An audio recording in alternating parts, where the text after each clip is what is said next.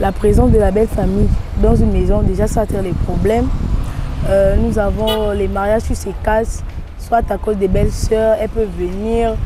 Le mari peut avoir des mauvaises idées envers ta sœur.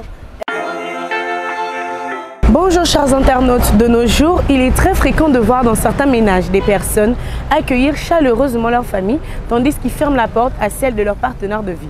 La question est donc ainsi posée, que pensez-vous de ces personnes qui n'acceptent pas chez elles la présence de leur belle famille?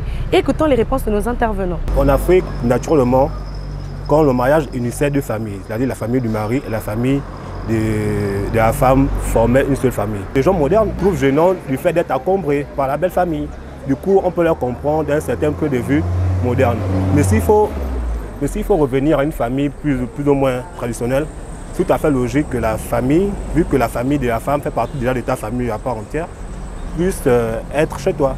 Mais entre-temps, moi je comprends aussi ceux qui pensent que quand tu vis avec quelqu'un, c'est entre vous, le mariage, c'est pas entre deux personnes au lieu d'une multitude de personnes. Je peux recevoir la famille de mes parents, mais c'est un temps limité. Elle ne peut pas venir habiter de manière indéfinie. Ce que je tolère pour moi, je peux aussi tolérer ça pour ma partenaire. C'est vice versa, parce que j'estime que si tu ne veux pas faire aux autres ce que tu ne veux pas qu'on te fasse. Je trouve que ce sont des personnes qui ne sont pas sérieuses. Parce que, étant africains, nous sommes habitués à vivre dans des familles élargies et non des familles restreintes. Donc, c'est normal de peut-être pas l'abus au fait, mais quand même que la belle famille doit te rendre visite des deux côtés. Bon, pour ceux-là qui refusent, je trouve que c'est pas sérieux. On adopte les deux familles parce que coutumement, quand tu m'épouses à la coutume, vous faites échange. Donc ma famille t'adopte et la tienne m'adopte. Donc pourquoi accepter une famille et ne refuser l'autre? Si nous sommes un couple, je te convainc, je te fais face aux réalités, j'essaie de t'amener de penser de la même manière que moi. Quand on est un couple, on est censé accepter les parents de chacun, des deux côtés en fait. Si ça se passe comme ça passe pour une manipulation.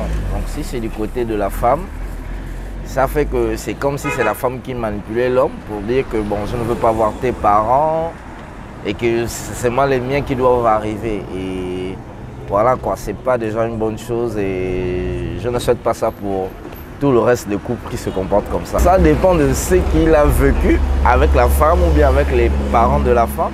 Il va faire venir les parents de la femme et là-dedans, il y a des personnes qui sont un peu touche à tout. Donc ça peut aller une fois, deux fois, il va supporter trois fois. Voilà quoi, il arrive qu'il va prendre une décision comme ça pour dire peut-être que voilà, je ne veux plus voir tes parents ici parce qu'il y a certains points qui ne l'arrangent pas. La présence de la belle famille dans une maison, déjà ça attire les problèmes. Nous avons les mariages qui se cassent, soit à cause des belles-sœurs, elles peuvent venir. Le mari peut avoir des mauvaises idées envers ta sœur. Elle peut venir s'imposer genre par l'habillement. Ça peut aussi m'apporter, je peux aussi avoir les belles sœurs qui vont venir m'aider.